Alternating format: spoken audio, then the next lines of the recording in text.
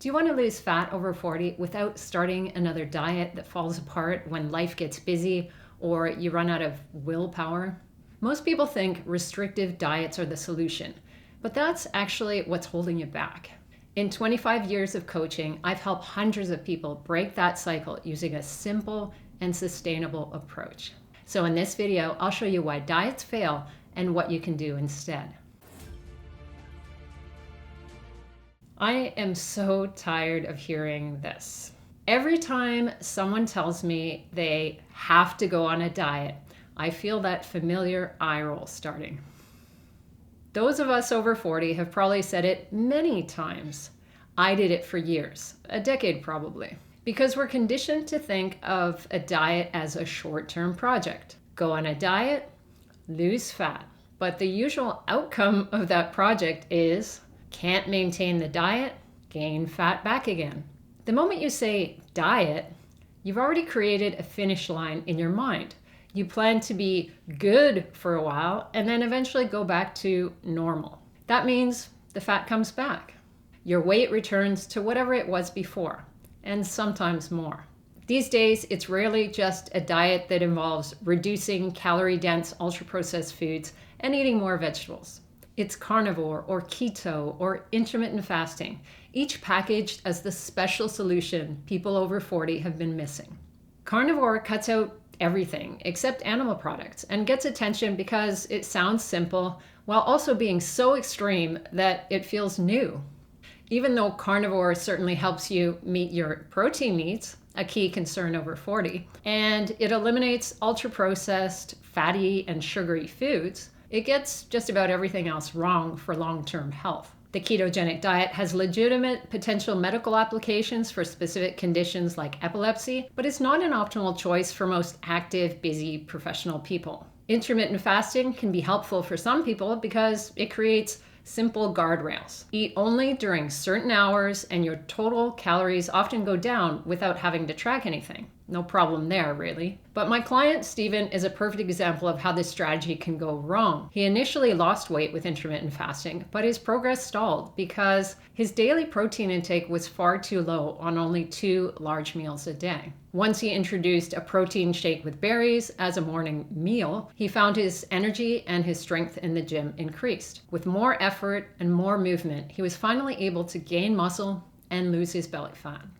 My client Laura had another intermittent fasting experience that taught a completely different lesson. As a new mom, she was unintentionally doing intermittent fasting because she simply didn't have time to eat in the morning. Even though she didn't manage to eat until afternoon, she wasn't losing body fat because her overall calories and protein were not where they needed to be. Once we got her calories consistently low enough to create a true calorie deficit, her body finally responded the way she wanted, and she lost 30 pounds. These stories are not about whether intermittent fasting is good or bad. They just show why focusing on diet labels distracts you from what actually drives the results. So what actually causes fat loss? None of the diets I mentioned have unique fat-burning properties when you control for calories. If calories are the same and protein and fiber are similar, fat loss results are essentially the same. It's not the label on the diet that matters, it's the numbers that it ends up producing for you. The real driver of fat loss is energy balance. It's the ongoing relationship between the calories you consume and the calories your body burns. Calories in, calories out. Despite what you may have heard, a calorie deficit works for everyone at any age, throughout the lifespan. But some people's bodies just burn fewer calories. Smaller people can't eat as much as bigger people. That's just the reality.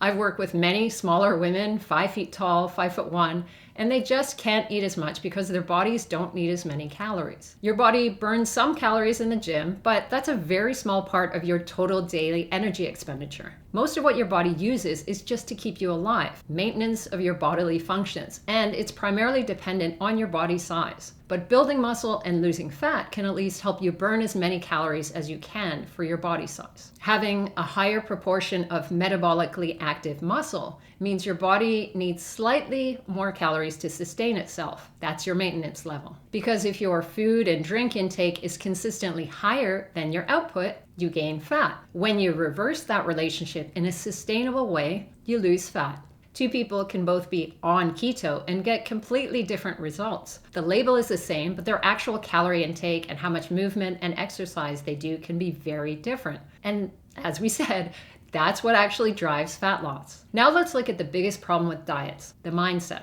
The phrase, "I have to go on a diet," assumes you'll eventually come off it. You start the diet, push hard for a while, and then life gets busy. Travel, late nights, family events, and stress knock you off the plan. When you can't maintain it anymore, you slide back into your old way of eating, and the fat quickly returns. This is not a willpower issue. It's the predictable outcome of using short-term tactics for a long-term problem. We have to keep eating until we die, and if we don't eat, we die. The point is, think of your way of eating as a long-term strategy. Can you keep it up until you die? Or have you chosen a diet that makes you feel like you want to die? Think about how you handle your career. You wouldn't say, "I'm going to be focused and work hard for 8 weeks," and then stop working forever. You build systems and routines that support your performance through busy times, travel, and unexpected problems. Your nutrition needs the same kind of plan.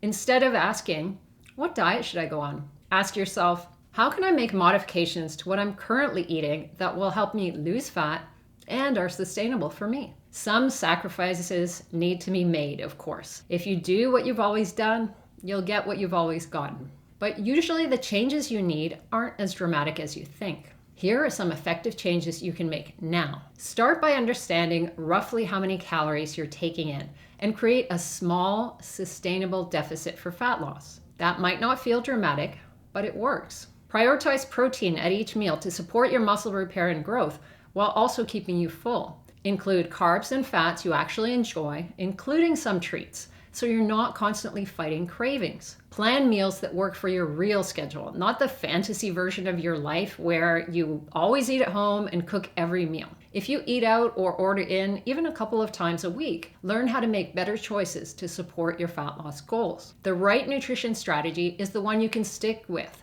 during stressful weeks, travel, holidays, vacations, dinners out, and family events. Of course, you modify the exact things you're eating, but the system remains the same. Lean protein, fiber, lots of vegetables and fruit, smaller servings of treats, and maybe less frequency as well. If your plan only works when life is perfect, or if you can't see yourself doing it for a year, it's not the right plan. So start from where you are. Find small tweaks that feel easy, but add up to lower calories over time. Soon you'll have the fat loss results you want without having to start over on Monday or next year. For the 5 rules you need to build an effective fat loss plan over 40, watch this video here.